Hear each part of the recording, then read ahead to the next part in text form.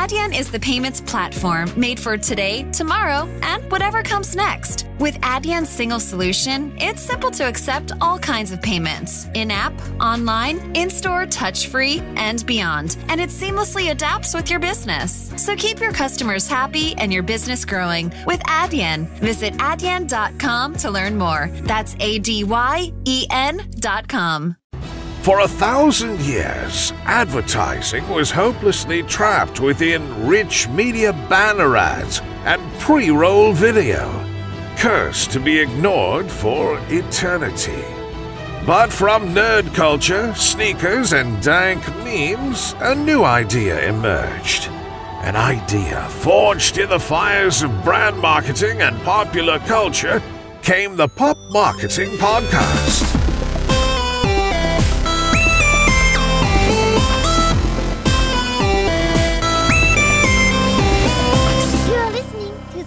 Marketing Podcast with your host, Joe Cox. Hi, everyone. This is Joe Cox, and you are listening to another episode of the Pop Marketing Podcast. Today, we have Erin Novodorsky. She is a geek travel agent with a mission to create unique travel experiences for fans, connecting them to destinations that inspire, their favorite books, movies, TV shows, etc. And if you out there listening have a passion for pop culture, a need for a travel consultant who knows the difference between the North and the Shire, then Erin's the person that you talk to. And today we're going to be talking about geek travel from a geek travel agent. Not only does it exist, I love the idea so much, it hurts. And I cannot wait to kind of start talking about this because I think especially for marketers that are trying to get in front of fans and trying to engage with different communities, subcultures, fandoms out there, it's really important to understand that, yes, they are willing to spend a lot of money to have amazing experiences like all of us, but they're experiences that are really part of who they are and part of their community. And I think it's really interesting to understand where that comes from. So, Erin, welcome to the show. How are you today? I'm good. Thank you for having me. I was really excited about this. You're right. It has been a long time coming. And we talked before we hit record, and this is going to be really fun. It was like we had to stop ourselves from continuing to go. Save it for the show. When we start getting into K-pop and K-drama, it's great. Oh. So it's going to be tough to know where to begin, but I think the best is always the origin story. So you're a geek travel agent, Erin. Where did that idea does my come geekness begin? From? Yeah, and exactly. So from a professional side, here where I'm in Ontario, you have to go to college to become a travel agent, which is a 2-year program. I also happen to go to university. It's a 4-year program after that, but that's another side of life. So professionally, I'm regulated within the travel industry. I went to travel school, gotten into a little small tour operator, doing bus tours and being a tour director, and then worked on travel in a small travel agency, and then branched off on my own back in 2014. My geek history starts quite a few years before that, and I think I'd have to start with Next Generation, Star Trek Next Generation. I was one of those girls who has, an older brother and a dad, and they would be watching it. And then I'd be like, oh, okay, I want to watch TV, so I'll watch it with them. And then I'm like, oh, well, Will Wheaton's cute.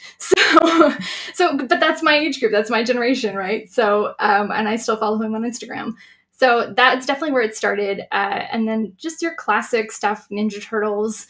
I'm trying to think, it wasn't much into Sailor Moon, but that was definitely part of my childhood, the awareness of that.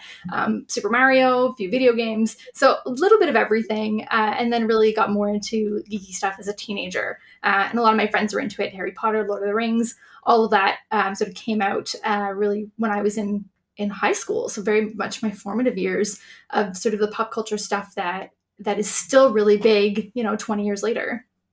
Or 75 years later in the case of, Lord of the Rings. Right. That was like the OG, right? Like Absolutely. That's the OG of fantasy. That's broken off into a million things. I think people forget how old Superman is too. Like Superman's from like the 30s. You know, like it's so funny Batman to me that people are like, oh, right, yeah. like older. I would say, like, I hate to do like millennial versus boomer, but like there are there are older baby boomers who don't get it, and I was like, but you guys created Superman, or your parents created Superman, like these things have always been around.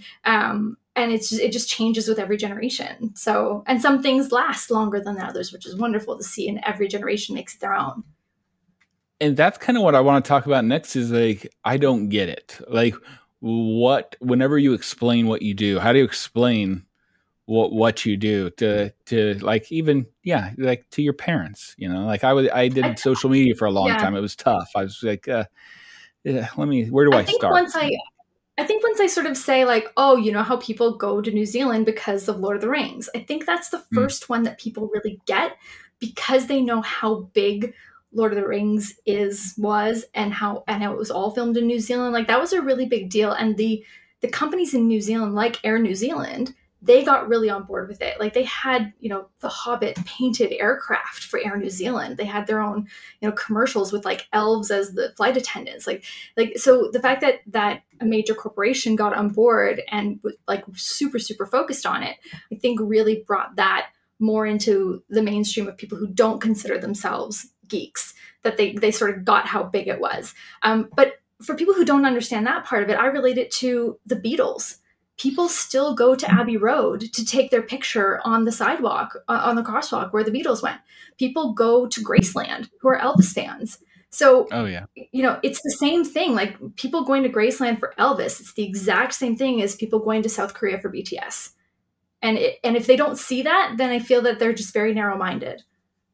You're like, then I'm not the person to help you out. And I think that's the beauty of it, is that when you get it, you get it. And it's not something, and now we're living in a world where geek culture, pop culture has just reached an insane fervor, right? Like I remember geeks have taken over.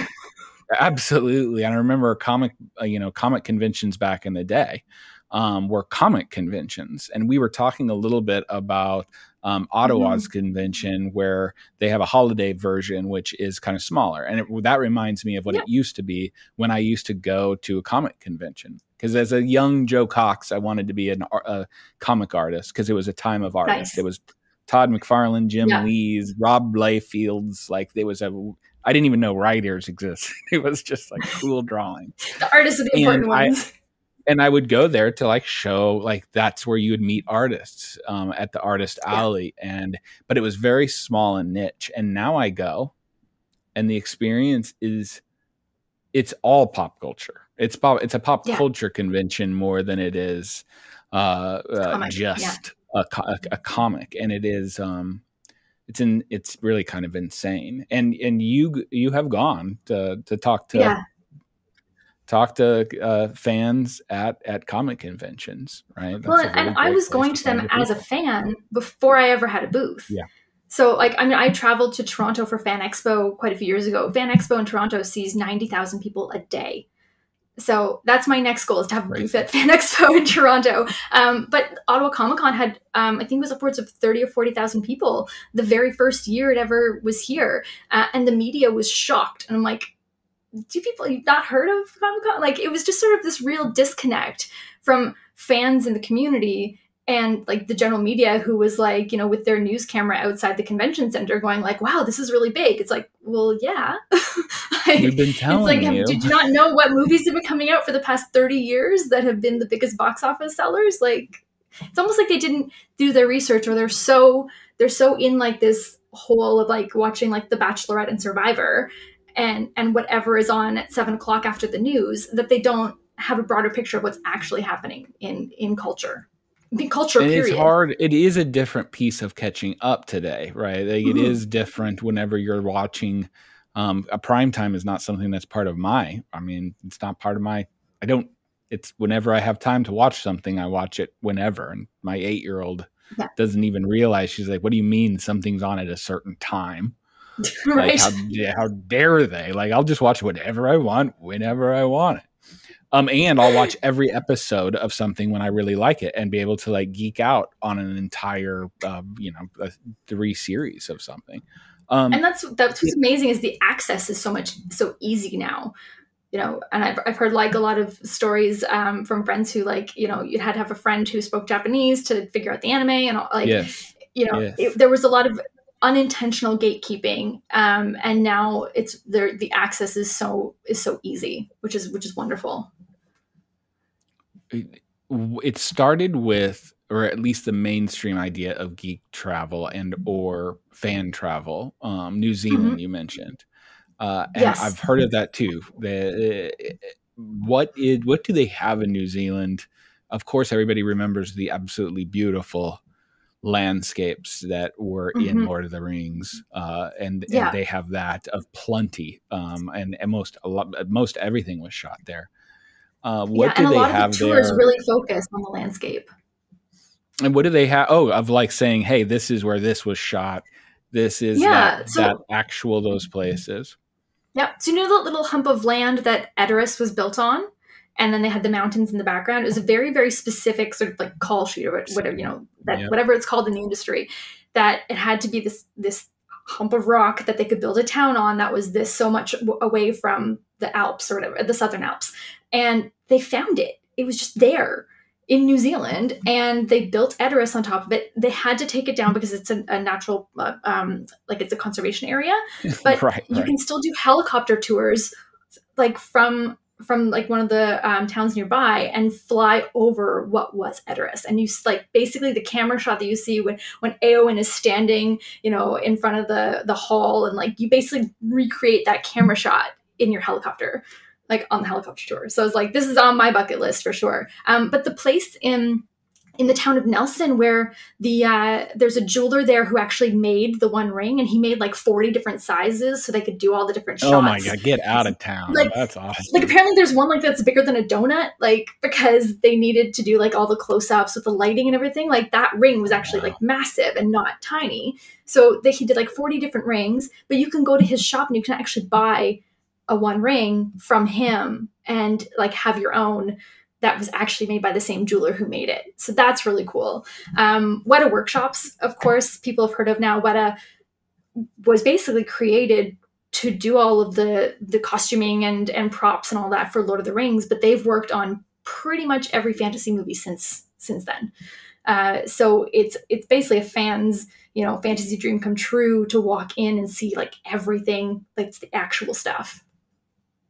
That would be really neat. And of course, Hobbiton. Everyone knows Hobbiton. Yeah, that's what I was going to ask. Can you stay in Hobbiton? Like, is there an Airbnb? Please. And they should do it as an Airbnb. There are hotels nearby, but you cannot stay like in Bag End, unfortunately. But they would make a lot of money if they did that. Did they recreate that? And that is a visit. So it was torn down after they filmed The Lord of the Rings. And then when they filmed The Hobbit, they realized so many people wanted to come that when they rebuilt it for The Hobbit, they built it permanently. So it's actually like physically there, like all the gardens are actually growing. And what's really neat is the way that they run the tour groups through there is that they usually do 3 or 4 tour groups at a time, and you're in small groups, but they position all the groups around the site at the time so that no other group is in your pictures. Which I just think as a tour director, like that's brilliant because you want that picture of Bag End with the tree on top and no people in it, no other tourists in it. And they planned it so that everyone can get their picture. That's perfect. I was just like, they're genius. Well, part of that, it's designed, right? Like that's just genius design, right? To say that, absolutely, hey, people, we're going to build this as again, there's a really big difference of building a set versus building a permanent piece, and the fact that they were thinking of that with hindsight from a lot more concrete involved. Insane. Yeah. Like that's great. And like they absolutely, people do know about that. And I do think maybe people know on Hawaii, like for Jurassic Park, there's a 100%. Lot of tours that go on to that side. So those are kind of those places I know that I think we can, whether you're really consider yourself geeky or not, you can say, great, those are some meccas that I understand. Definitely. But what's really interesting is that's not everything at all. That's like the tip of the iceberg. Yeah, and so let's start going down the iceberg. I love that reference because I think it's perfect. It's what else do you plan for people, and what other trips are out there for people? Because I think this is not only an introduction to like how you can engage with it and how in different parts of the world that people want to go to experience the fandom, but different fandoms for people that aren't aware. So let's go through some of the places that you've designed or can design for people. Number one would be Japan. I've had a couple of sets of clients go there there's a few reasons for geeks and to go to Japan. One of the main ones is anime and manga. I actually just had an email from the Japanese tourist board this morning saying that they were out of their manga and anime brochures for tourists. So the fact that they even have brochures available for fans of anime and manga that tell those fans what's available to see in the country shows that they know who they're marketing to, and is incredible for someone like me as a resource. So Japan, you've got the Akihabara region, which is like sort of the focus of anime and video games. There's a new Mario World theme park. There's Pokemon Cafe. There's the maid cafes. There's I can't forget Studio Ghibli tour for fans of Miyazaki. So Spirited Away, all of those. There's a full day tour that you can do that goes not only to the museum, which you're not allowed to take pictures of in certain places inside. So you really have to go. You can't see it online. And they also go to some of the places like the temples that he took inspiration from. I can't remember if it was Spirited Away or Princess Mononoke, where there's a temple in the movie and it's literally an exact copy of another temple, and you go to that temple to see it.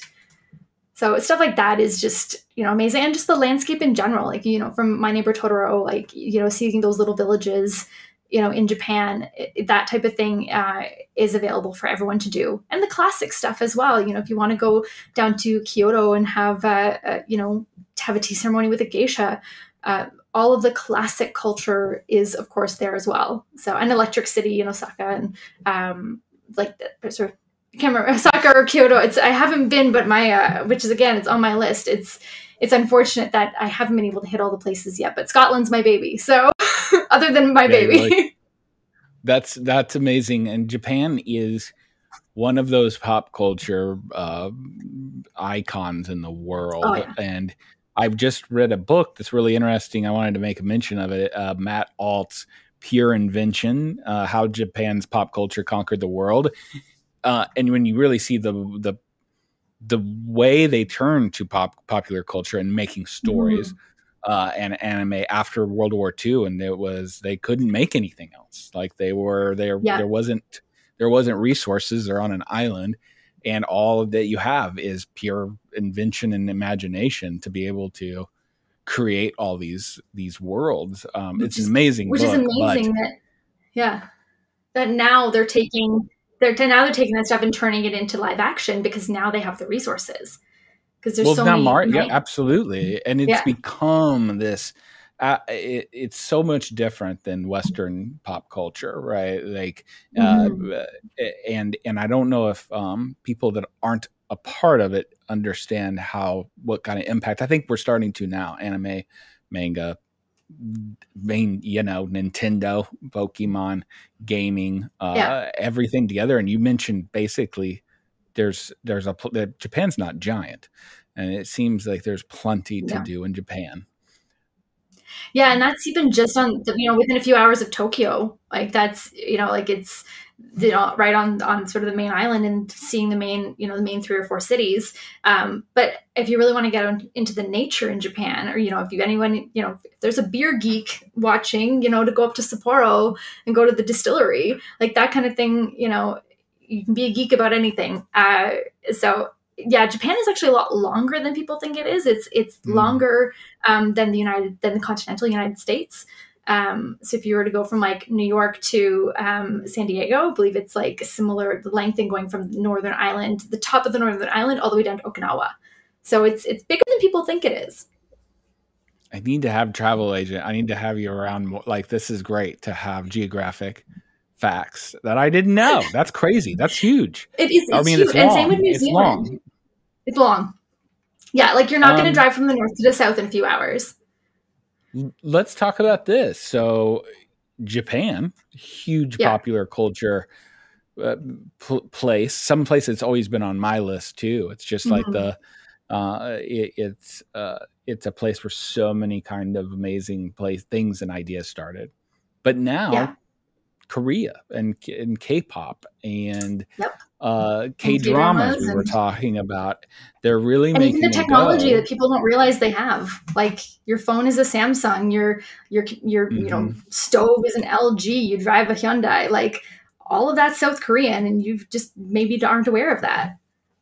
So help us a little bit with South Korea, like looking more into K-pop trips, or and you kind of mentioned that with the Beatles reference beforehand. Let's talk about Korea. Yeah. So K-pop was really created in the late 1990s by a very small and very, you know, at the time kind of alternative boy group that the South Korean public had never seen before. And then it just really branched out from there. And I think it does have sort of a bad rap in some communities of being really manufactured. And to that, I basically say, well, what music isn't manufactured? So, you know, like you're going to have 20 producers on a Beyonce song, and you could have 20 producers on a BTS song, or you could have a solo track that's 100% written by the artist, you know, in any language. So I sort of get my backup when people are like, oh, it's so manufactured. It's like, yeah, and the Backstreet Boys weren't. Yeah, I'm with you, because if anybody's the West is the king of manufacture. Like, we know that's. Don't throw stones in glass houses. Don't throw stones in that. But yeah, so it is. How long ago did K-pop kind of get started, and even the idea of Korean pop music, right? Like, the history of it really started in the late 90s. So I believe it was about 1997 with a group called Seotaji and the Boys.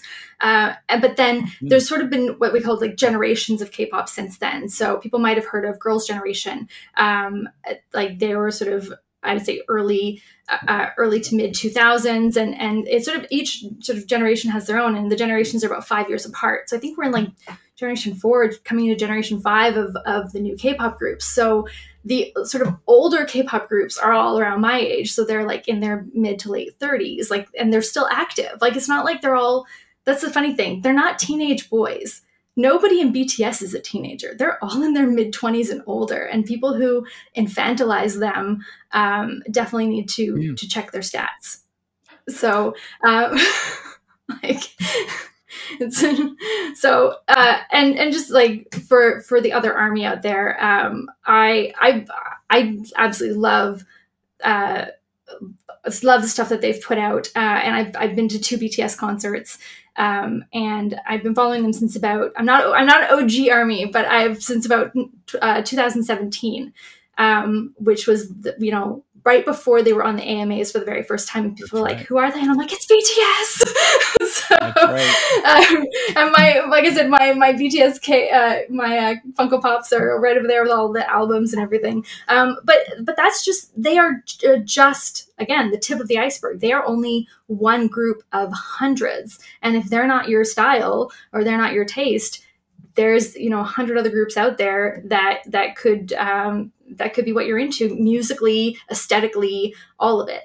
I found K-pop because I was a dancer, and like white guys don't dance.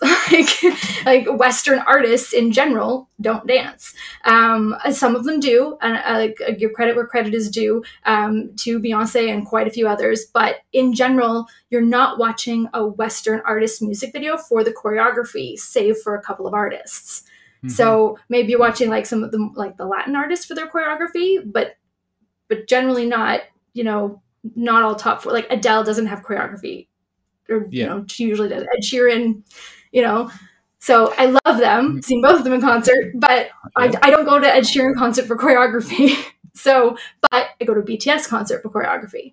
But that's coming from a perspective of a dancer. So that, which is a whole other world in itself. So if you want good choreography, why would you want to go to Korea for BTS? What would there be to go and see if you travel? I feel like there's so much content that they produce, that their company works with them to produce, that the music is only one tiny part of it. And the places that they've filmed their music videos, the places that they have filmed their variety show, that they have their own variety show, the places that they have, frequent, like whether it's a restaurant they've recommended, all of this stuff, those places have become like focuses of the tourism industry within Korea. There was a study done, I believe it was 2018, 8% of tourists to Korea went there because of BTS, not because of K-pop in general, just BTS. That was the reason that they put on there. 8%. That's huge. Like BTS makes up, I can't remember what the number is, but it was like a significant portion of their GDP, of South Korea's GDP. So for people who don't understand how big it is, again, you have to look at the numbers. The numbers are what tell the story. So yeah, if for fans of BTS and even for fans of K-pop in general, there are, restaurants and parks and various malls and locations that we've all seen as consumers of the content that the artists put out and their companies put out. And it's almost like a pilgrimage to go and see these things and just to experience what their culture is like, eating the food, eating authentic Korean food, walking down the street, seeing Gangnam and K-Star Road and, all these things. And in the K-dramas, if you watch a historical K-drama, the palaces are stunning. There's 5 palaces in Seoul. You don't even need to leave Seoul to go to a palace. So to see these incredible historical buildings and neighborhoods that you've seen on Korean variety shows or in K-dramas, just to go there, it's the same reason people go to New York City and go up the Empire State Building because they saw Sleepless in Seattle. It's the same thing, same reason to go to Seoul to go and see the things that you saw in the movie or in the TV show. So I think it's just if people can relate to it in broader pop culture, then they'll understand the niche. Squid Game took on it's just nuts. It was nuts. It was just nuts and it did a lot for me to be able to talk to people like, oh, okay, well, yeah, you're all here now. But it did surprise me how it just caught on. Perfect time. Why was perfect that vibe. The show? Yeah, I don't know. And that's what I love popular culture about, because when they hit and it takes on an entire when it takes on everybody's head, it just clicks. And most of the time, I don't know why. It didn't. That's what I found so funny. It was like I said to my friends, I've been watching K-dramas for 3 years, and they were like, "Are you watching Squid Game?" And it's like, dude, welcome to the club. So what does that do? Squid Game has gotten so insane. I just saw Mr. Beast did which the YouTube creator did an entire recreation of it, which now has as many views as the actual. It's nuts. Yeah. What do you think happens in South Korea for things like Squid Game? Do they take advantage of those kinds of things? They had a pop-up store where you could get all the merch and stuff and all the the costumes and everything. And they had the doll. I'm not sure what other experiences they were. The doll, and they were even selling the lunch, the dinner that they had. There was even a restaurant that was just doing, whatever their dinner was. I saw it on YouTube that someone went to get the Squid Game dinner. It's the metal tray and everything. I was I would do it. I'll go for the Korean barbecue. Right. So yeah. I think it wasn't the best dinner. For me personally, I felt really legitimized because I've been talking about K-dramas and K-pop for a few years now in relation to tourism and in relation to just what I consume. And now all of a sudden my whole friend group and the wider community are like, oh, that's a K-drama. It's there we go. And I really the first question is, where can I get more? And you're the first person I would be asking. If I liked that, where do I go deeper down the hole? Right. I mean, Netflix has done a very good job of curating shows from South Korea. And I love how it says like Netflix original. And I was like, I watched that on the Viki app 2 years ago. So there's the Viki Rakuten app is an app. It's just like a paid streaming service for shows from all over East and Southeast Asia. So I've been a subscriber on that for like 2-3 years. So that's where I was like watching shows. I could be like in bed, like watching like 5 episodes in a row, like with subtitles, like my phone on mute so I wouldn't wake up my husband, like, you know, just consuming like, you know, episodes and episodes of shows. And then a year later it's on Netflix. I'm just like, so I feel very justified in that I'm in the right spot.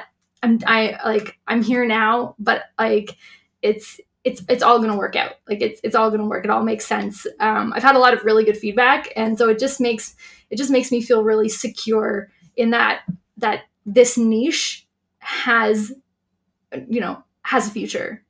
So which just makes me feel absolutely good. No doubt. Absolutely no doubt. So we've covered Japan and Korea and some of the East. What about, and we've covered New Zealand. What about what else is out there in the geek world that people love to go visit? I think the ones that people would know the best are, for Game of Thrones, you've got Northern Ireland, Iceland, and Croatia, and a little bit of Malta because first season was shot in Malta instead of Croatia.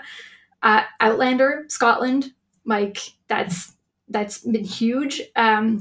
With a certain demographic. And also, I mean, anything British, really. Like you mentioned, like Doctor Who, Sherlock, Merlin, Robin Hood, all of the classic stuff. I mean, it's all right there, you know, ready to be, you know, absorbed by the tourists who come and find it. And say Ireland as well did Vikings. Dairy Girls, which was really big on Netflix, and the Cliffs of Moher in Ireland were the Cliffs of Insanity in The Princess Bride. So that's a little sort of like OG I'm there. geek I stuff. go. I didn't know that. Right? And then, of course, Skellig Michael is the home of the Force. So where Luke and Rey, you know, all that stuff with The Force Awakens, where Luke was hiding out, that is in an island off the coast of like the southwest coast of Ireland. So you're a pro, and you can actually go there if the weather's okay. So great to talk to you because you can really turn your trip. I almost think you could turn any trip if you were already planning. I really want to go to Scotland, or I really want to go to Ireland, or wherever it is. You can really like tag on some places Absolutely. that you might have just walked by. Yeah, there was a couple I booked. Yeah, and it's true. And there was a couple I booked. They did a self-drive tour of Ireland, the whole island, and they're Game of Thrones fans. And so I took the map, and this is one thing I do for all of my self-drive clients. I'll get a map of the country that they're going to, and I'll map out their route in a highlighter and sort of give them alternative options. I'll put little sticky tabs all the way around with all their hotel information in their notes, which all references back to their package that I create for them. And then I'll put things like, you know, like the dark hedges here, and like, you know, the Ballantoy Harbor, where, you know, the what's his name, Greyjoy, where, you know, the Greyjoy household is from, and like all sorts of stuff like that, like Skellig Michael, home of the Force. So I'll put like little notes around it with whatever I know that they're a fan of. And then other little things like, you know, Belfast has the Titanic Museum. Not exactly geeky, but historical, still kind of movie connected. Apparently it's an award-winning museum. So just, you know, another thing to check off your list kind of stuff. So like that's what I do for all my self-drive clients, whether it's in New Zealand, mostly New Zealand and Ireland for that. And the nice thing about Ireland is even though it's Northern Ireland and the Republic of Ireland, their tourist board is one tourist board. So it's the whole island all together for tourism. And they actually have a landing page on their website of like what TV shows and movies have been filmed in Ireland. So they know, like very similar to Japan, they know that people are coming to Ireland who've seen these shows, and maybe you can just like add on an extra little thing. Like you can go to the castle that they used to film Winterfell, and you can do an archery lesson there. So just stuff like that, like that, you know, is a phenomenal thing to add on for a day if you just, you know, you like Game of Thrones and you're doing a trip to Ireland. It doesn't have to be, 12-day Game of Thrones tour. It can be, a 12-day tour of Ireland, and you do like a Game of Thrones thing here on that morning and something there on that afternoon, and just sprinkle it in. I mean, that's the only way to do it. I think it's amazing to just other little things that you can add to that trip. Well,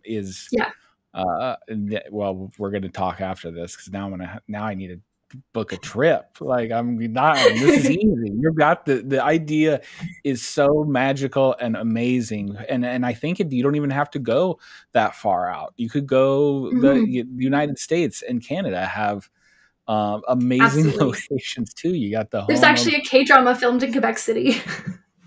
Oh, crazy, right? Like, then you have the Northwest for vampire fans. You have there's just absolutely there's so much in the States too. Yeah, and everything in the Green Arrow Flash universe, all that was filmed in Vancouver. Supernatural was all filmed in Vancouver. X-Files, a lot of that was filmed in Vancouver as well. So like all these, big name brand shows, filmed in Vancouver, and most of what you think is filmed in New York is probably Toronto. So, obviously a lot is filmed in New York, and you can't replace New York. But there are a lot of, Suits was filmed in Toronto, which is a fairly well-known mainstream one, and a lot's filmed in Montreal too. So it's, there are filming locations all over the place. And I think, what was it? This is like certain demographic, but like Camp Rock was filmed at a camp outside Toronto. So like that's for like the Disney, like the Disney original fans. But that's there. I think that fandoms today are just so different and niche. And my question to you is, you've mentioned a lot of things, and I catch all those references, and I didn't even think about X-Files. Do they take advantage of any of that? Or do you kind of have to help say, hey, I'll put a map together and I'll show you those places? Are places in Canada and the States take advantage of, hey, this is where Spider-Man was filmed, or this is where this? Because I can go to New York, but I'd have to have another layer, right? I'd have to have another layer to know what I'm even looking at. So one of the things that I do is I work with tour operators who have already planned out a lot of this stuff. Like, so it'll be like, say, like a walking tour company in New York City that all they do is walking tours in New York City, whether it's historical or pop culture or anything. And so if I have a client who wants to do like a Ghostbusters walking tour of New York, I don't need to plan that out, but I know who to go to book it. And then they'll have the best Ghostbusters walking tour experience ever that I couldn't provide for them, because I don't necessarily, I know the fire hall, but I don't know all the other locations. And it's the same with Sex and the City as well, which people don't think of as Geek, but it has a fandom. And that type of thing. Like there's Sex in the City tours that you can go on in New York City. And my job is to help facilitate the travel industry for the client. So if I can't create it and put it together myself, I'm working with companies who've all been vetted. They're all, like solid companies, who, you're not going to get ripped off online. I work with these companies who are doing this locally, and then match my client with the product that's right for them. So as a travel agent, I'm not beholden to any particular tour operator or travel company. I work for the client. And I figure out what is best for them, and match them to the product that is right for them. And they have to work with them to create the itinerary and fit the products into the itinerary. But there are some amazing tour operators, all over the world who really do focus on this stuff. And there was one, I was actually on a webinar with one from Japan the other day, and I asked about anime and manga, and he said the speaker had just been at an animation studio 3 days before, trying to facilitate how are we going to like get anime and manga fans into the animation studio, maybe for a lesson or something.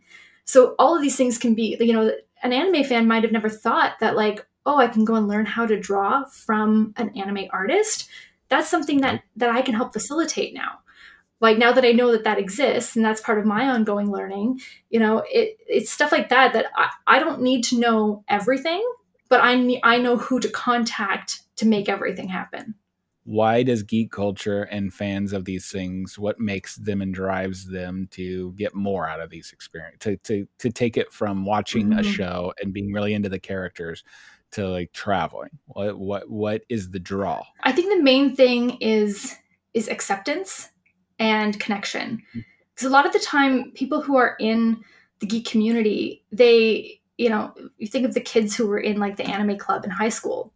Those aren't the cool kids. That's not the quarterback of the football team. It might be now, but it wasn't. Right. It wasn't 10 years ago or 20 years ago. So I think those people who are marginalized in that way, that when they find their people, everyone talks about like finding your tribe and all that, that self-actualization stuff, but that directly applies to the fandom community. And, when people say like, find your people, if anime is your thing, then other anime fans are your people.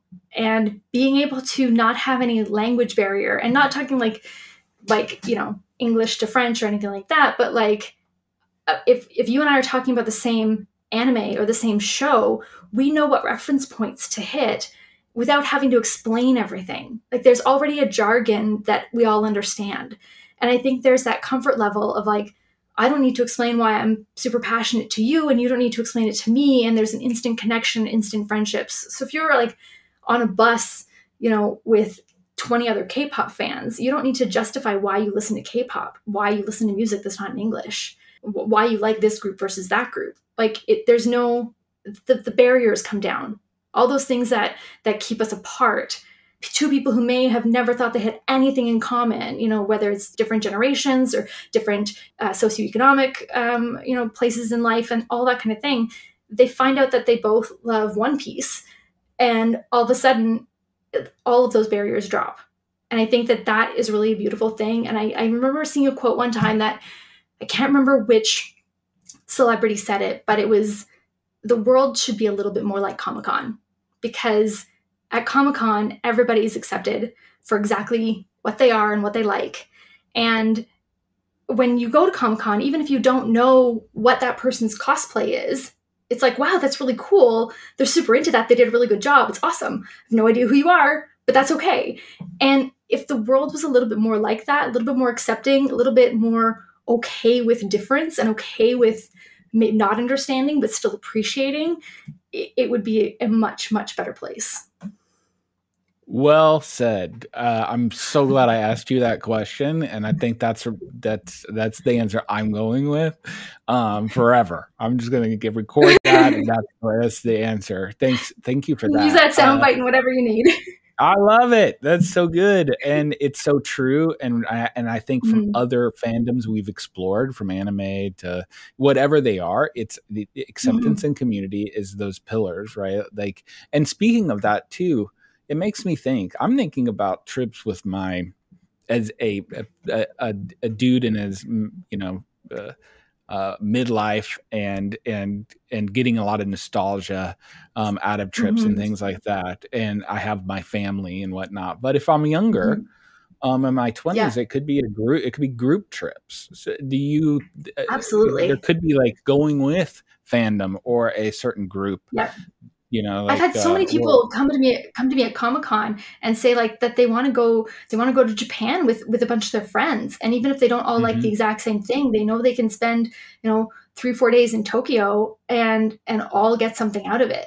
And really, I think especially now with having been, socially distanced for so long, that people really are looking for unique ways to I just don't want to go for coffee with my friends. I want to go to Italy with my friends and have coffee, So I think the pandemic really brought stark reality to the fore for a lot of people. And the travel industry is really seeing this. Those big bucket list trips that people were like, oh, I'll do that when I retire. People are taking them now. Like, and there's something else that's being called revenge travel. It's like the revenge for not being able to travel for 2 years. They're like, I'm doing it now. So revenge travel is a thing. Multi-generational travel. Like, if you only see your grandparents a couple of times a year, why not spend a whole week with them stay in a castle in Ireland with your grandparents and your aunts and uncles. Like, that's totally doable. That kind of thing, I think, is really, people are finding new ways to connect with each other, in the real world. And it's really an amazing thing to see. And obviously there are still restrictions, and there's still, new regulations coming up every single day, but that's going to be life forever now. There are always new restrictions. Even before the pandemic, there were new visa rules, new entry requirements. Like, this isn't new for the travel industry. I mean, I was not in the travel industry during 9/11, but I heard stories about what it was like, and this was, a million times worse than the 2 days that flights were canceled after 9/11. And not to put that down in any respect. I was in high school when it happened, and it affected the travel industry hugely. But 20 months of shutdown has affected the industry in a different way, and has affected perspective of people in a different way. So it's just, it's fascinating to see. And I've been in the industry for 17 years. People thought I was crazy after 9/11 to go and be a travel agent. They're like, what are you doing? So, it's an ever-changing industry. It's an ever-changing planet, so we really have to take the time we have now and go and do those things while you have health, while you have, what little time you may have. If you really, really want to go to Japan, go to Japan. I had a friend who thought, dear friend of mine, who thought that she was supposed to go to Europe first because that's what new travelers do.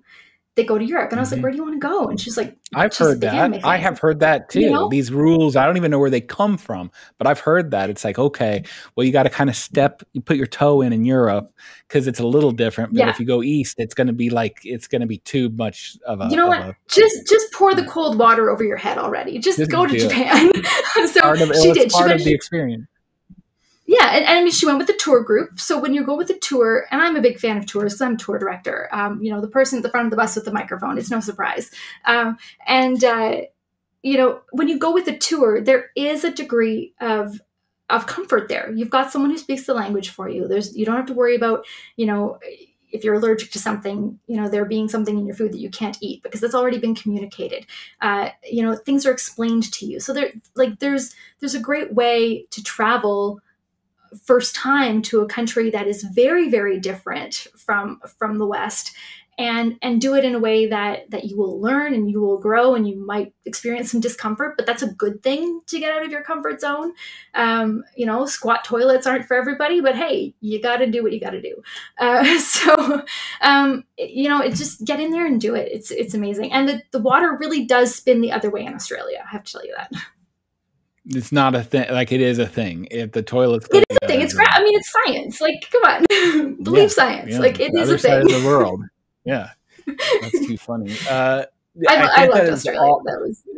That's all great advice, and I believe that it's going to. We're seeing things as they begin to come back, and revenge travel is hilarious. That's very true, and you're going to see people, like, it makes a ton of sense. Like, if you wanted to do it, let's do it. And maybe let's do it with a group of people, right? That we haven't seen for a long time. And there's so many more opportunities out there. It feels like, and you see private villas and vacation homes. Like, that's a thing.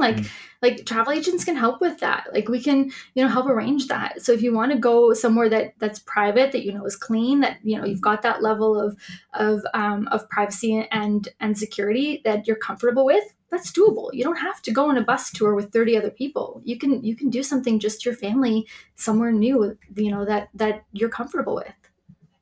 I think it's a really big lesson for brands and marketers whenever you start, especially looking at the travel industry and looking at yourself as a travel agent, is to say, there's so much to the experience, right? Like, experience trumps everything, and building that experience. I could just go to a place, and I have before, and tried to do it myself, and it's tough. You get caught up. You're not sure. Things might be uncomfortable. You don't really have a map, and it turns out okay. It's just, it kind of whips by you, and it's more of, hey, what if you plan more ahead or get some help to do that. And it feels like a great lesson for marketers and a great opportunity if you want to know how to engage with a fandom or to add to the experience. Like, what a great place to be able to help travel agents like yourself for sure. build experiences for the ultimate fans, right? Like, and even for prizes and things like that I'm sure get put together of fandoms of, hey, we're going to give these super fans a crazy experience. And we haven't even gotten into, and I think I'll have to have you back on maybe on our metaverse podcast just to talk about how, like, the idea of how does virtual reality in the metaverse play for travel? Because it does. And it will take you to places. I'm excited. It will. I think and some OG travel agents might think I'm crazy, but no, I do. I think that it brings somebody a bit closer to those experiences. It's not the real thing, but it definitely is going to be it's going to be a part of it. We can expand on this when we get to that episode, but augmented reality, like to be able to bring grandma on a trip that she can't physically go on, and to have dinner around a table around a dinner table in Jamaica, like while grandma's at home, and is still there with you, doable. I think is amazing, and for people who can't travel to have Christmas together, and holidays together. So I think it's just a bit more close than, like, video is amazing. The fact that we were able to go through the past 2 years and you and I are doing this right now and look at each other while we talk, like, it is fantastic and amazing. But the implications of AR and VR to get us a little bit closer to our loved ones. My grandpa just turned 90, and we often discuss how when he was a kid, he could never have imagined what our world would be like now. And he circumnavigated the globe on a Navy vessel during the Korean War, which is how I first learned about Korea. Everything. Right? So he saw everything. And so, like, the fact that that's how he saw the world. And now, if he wants to go, climb Kilimanjaro, we can put on a headset and go do that. He's not going to be able to do it physically, but we can now do it, with apps in Oculus. So I just think it's, I think people who are knocking the idea of, like, oh no, we're still going to go to the real places, I think it's very ableist. Sure. But we can definitely get into. There's a lot to get into. I'm very excited for the idea of AR in the travel industry. I have a feeling I might be one of the few. I'd like to think that I'm ahead of the game and forward thinking in that. I'm 37. I've got a long career ahead of me, so I want to be ahead of the game. I think you're ahead of the game, and I think at this moment we run towards that. And I know I have. Yeah. It's like, I can tell. I've been around. You and I've been around long enough and seen how things progress that it's just going to be that way. And I'll tell you, just a bit is like your idea of a map, and then telling people these little places to go. Once glasses become a thing, and they will, and it will be Apple. And it's going to be nice if Apple does it. It's going contacts. There'll be contacts eventually. It'll be going to happen. Yeah. And then think about a trip that you've planned where that is overlaid, and to be able to, like, say, okay, you just drive. Don't put your head down inside of a map or a book, but just drive. It'll pop up right here for you. Absolutely will happen. We were even talking about, in New Zealand where the castle was taken down, but it could be there. You could augment that to be able to see it right there. Yeah. Yeah. There's so many possibilities. And I think, I hope it'll happen, fairly in high quality in my lifetime.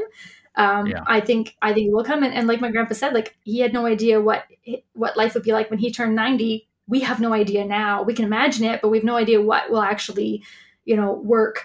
Where's my hoverboard? Like, I was supposed to have a hoverboard by now.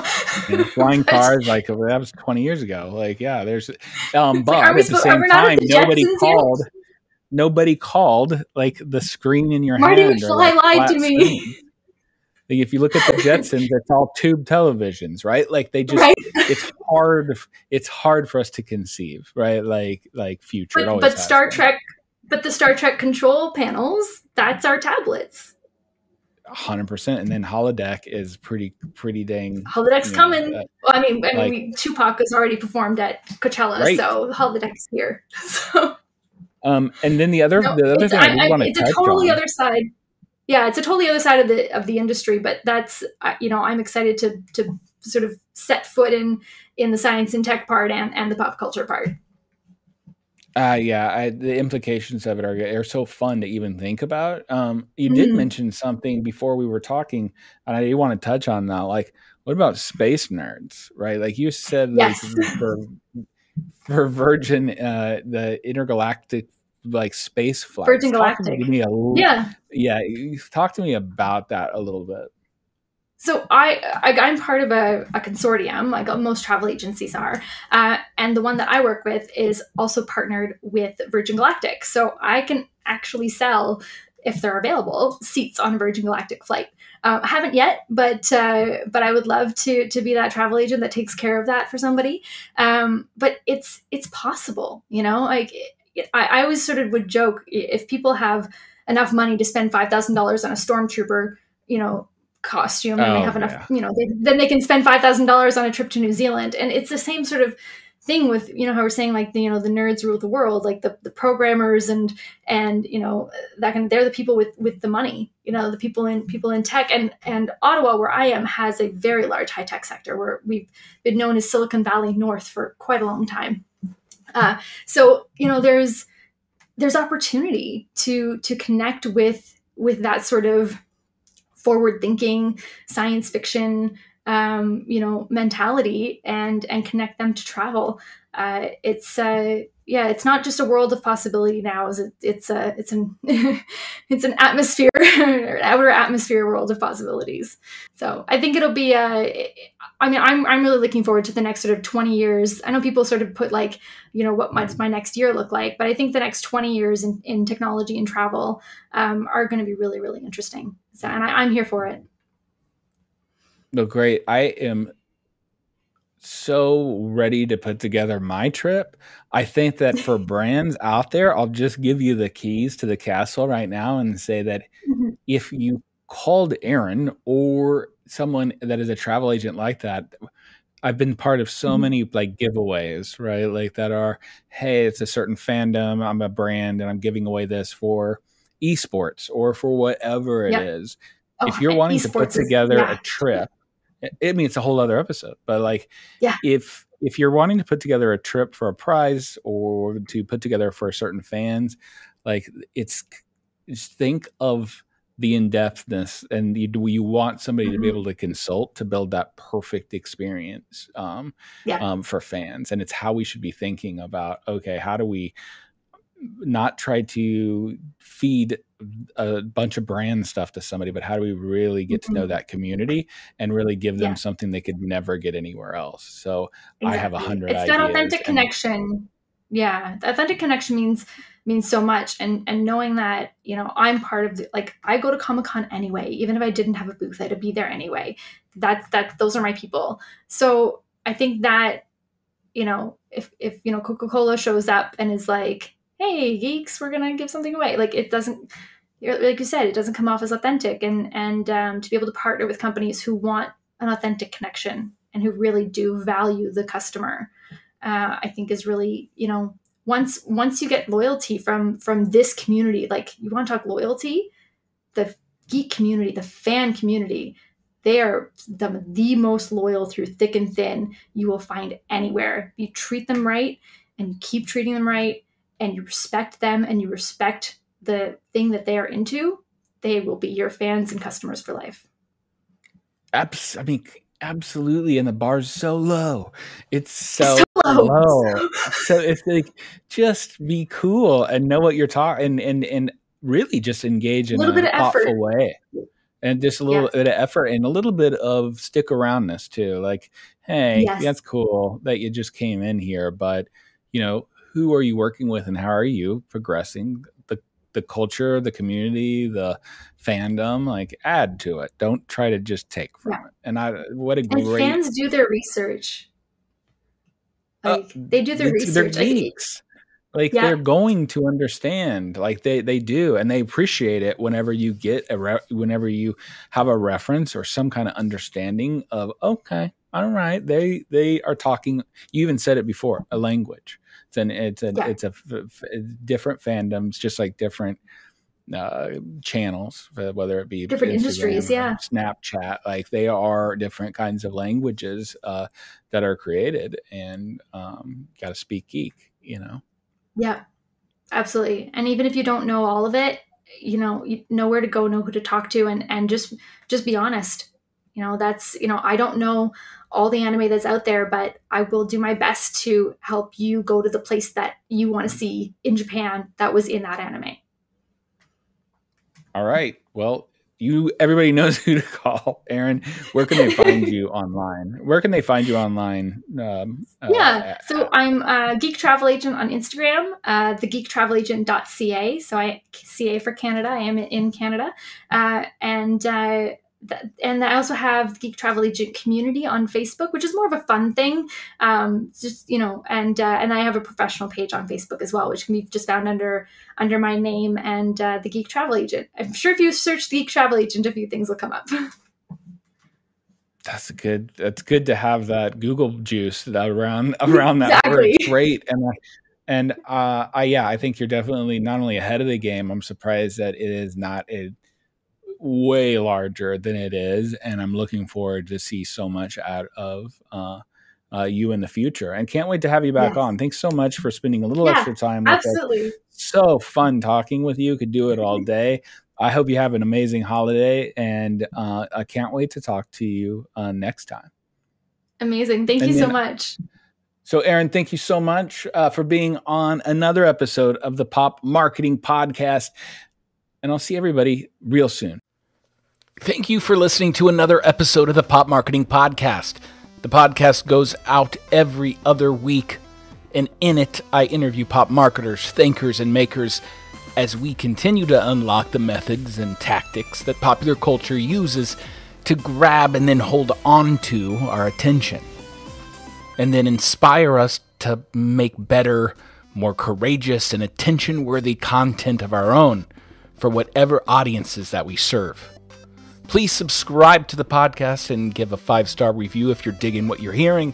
You can hit me up with ideas or feedback directly at joe@pop-marketer.com, and to sign up to my Pop Rocks newsletter that comes out every 2 weeks with absolutely no selling and only the freshest of pop marketing case studies and news, go on over to pop-marketer.com and sign up directly from my homepage. So long, true believers, and see you back here on the next episode of the Pop Marketing Podcast. Thanks again.